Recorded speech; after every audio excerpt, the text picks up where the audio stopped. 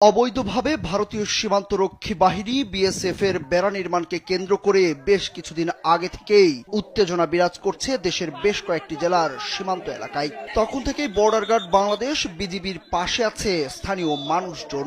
হাতে যে যা পারে তাই নিয়ে ভারতীয় আগ্রাসনের বিরুদ্ধে রুখে দাঁড়াচ্ছে। তবে সে সময় বিরূপ পরিস্থিতি না হলেও শনিবার আম গাছ কাটাকে কেন্দ্র করে শুরু হয় বিশাল হট্টগোল। চাঁপাইনবাবগঞ্জের শিবগঞ্জের চৌকা সীমান্তে শূন্যরেখার কাছে জড়ো হয় হাজারো মানুষ। এদিকে সীমান্তে শত শত ভারতীয় ও বিএসএফ এর ঢুকে পড়া ও তাদের রুখে দিতে গিয়ে পায়ের চাপে ব্যাপক ফসলের ক্ষতি হয়েছে। মাটির সঙ্গে মিশে গেছে অনেক ফসল। এতে করে ক্ষতির মুখে পড়েছেন কৃষকরা। জেনেক্সে শিফট করো, লাইফকে লিফট করো। সীমান্তে শনিবারের এই ঘটনায় বাংলাদেশিদের বিপুল পরিমাণ ফসল নষ্ট হয়েছে বলছেন তারা। ধ্বংস হয়েছে ভুট্টা, পেঁয়াজ, সরিষার ফলন। আমাদের জমির মাথায় কালকে বইয়ের বাগান, আম বাগান, শস্যের টমেটো এগুলো সব ক্ষতি করছে, গমগুলো ক্ষতি করছে, আম বাগান কেটে ফেলছে, বইয়ের বাগান কেটে ফেলছে। সব ইন্ডিয়ার বিএসএফ এবং তাদের পাবলিক সহকারে সবাই এসে এই ক্ষয়ক্ষতিগুলো করেছে। স্থানীয়রা জানান, সীমান্তে উত্তেজনার সময় প্রচুর লোক সমাগম হয়। এখানে রাস্তা নেই সেরকম, সেজন্য মানুষের ভিড় আসে কৃষকের জমিতে।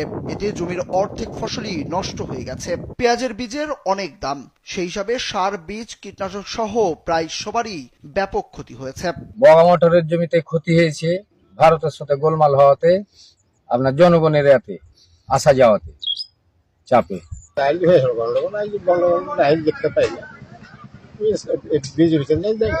শিবগঞ্জ উপজেলা কৃষি কর্মকর্তা নয়ন মিয়া জানান, এরই মধ্যে তিনি সীমান্ত এলাকার সেসব ক্ষেত পরিদর্শন করেছেন।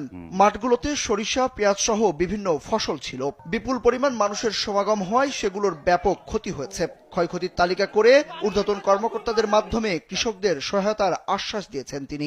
এখানে দেখতে পারলাম যে চমৎকার থেকে এখানে যে ফসল আছে, সরিষা আছে, গম আছে, ভুট্টা আছে, এগুলো আইলের কাছে প্রশস্ত করে মানুষ যাতায়াত করছে। তো এখানে পুরোপুরি ক্ষতি না হলে আংশিক ক্ষতি হয়েছে।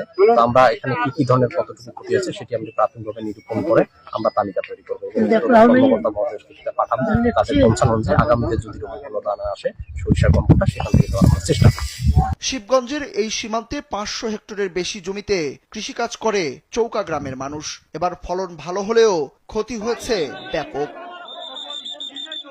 সুরজ আহমেদ, কালবেলা।